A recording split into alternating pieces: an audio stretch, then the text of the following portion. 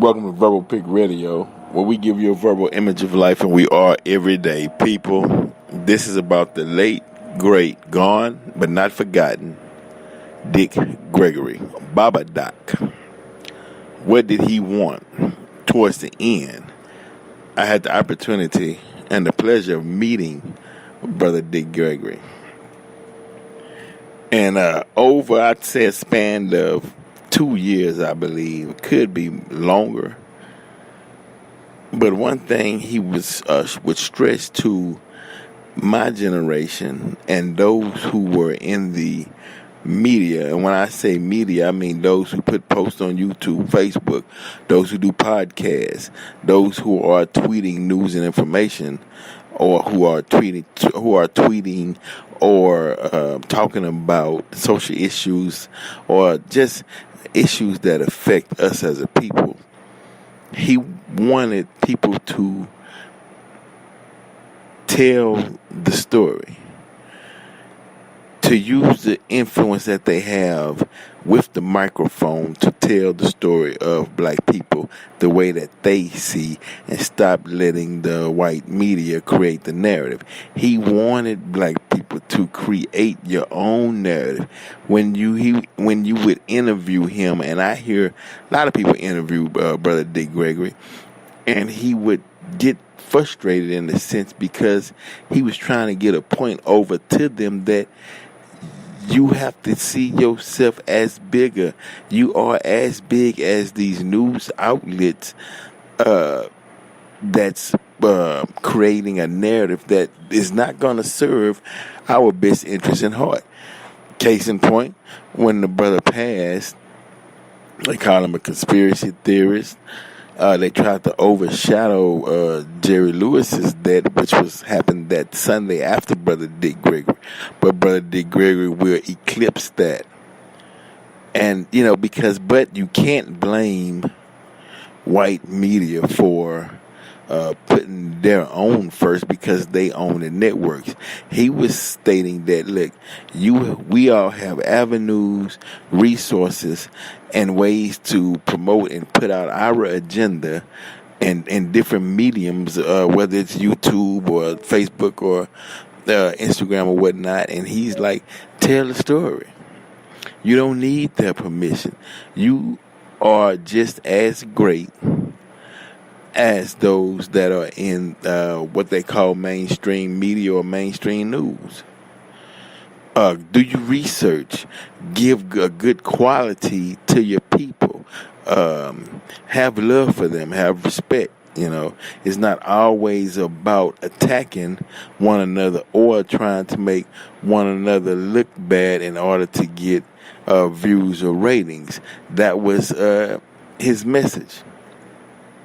He was like, man, you all don't know how blessed you are, because what we have today, he didn't have in the beginning. As a matter of fact, he was one of the first black comedians to speak to a white audience. He was one of the ones back in the day who started bringing up political and what they call racial issues to the forefront and speaking on it. He ran for mayor, ran for president. He was one of the first, the term that they use, crossover. He crossed over to a white audience. So,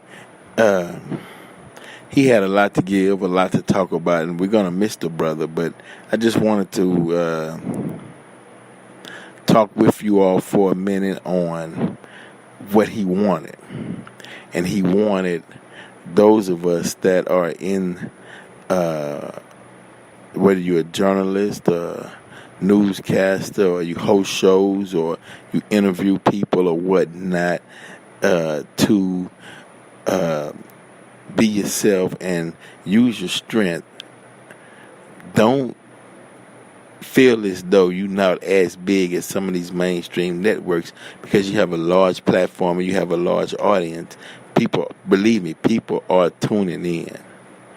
And so go out there and don't be afraid and create a narrative that's positive for the people, that will continue the struggle, or that will continue, or that'll pass the baton on to the next generation of leaders, positive leaders.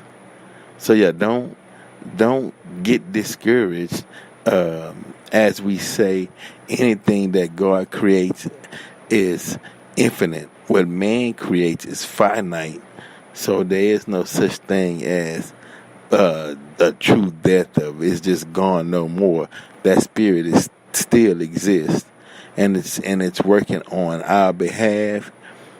So definitely, once again, we'd like to wish Brother Dick Gregory a well sending home, and we want those to be responsible for their content that they put over the airways to our people, because you don't have to continue to play the same game, and that is putting out negative content on black people. That was something that was done by white supremacists to create a false narrative about black people, to where they show that on the media and everyone will say, yes, see, I told you that's how they are, when in all actuality you created that character.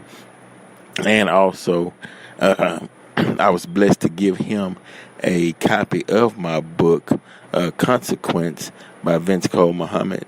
He received that book, and I didn't get a chance to ask him his opinion on the book, but I did put it in his hands. And that was an honor for myself. Verbal Pick Radio, we're out.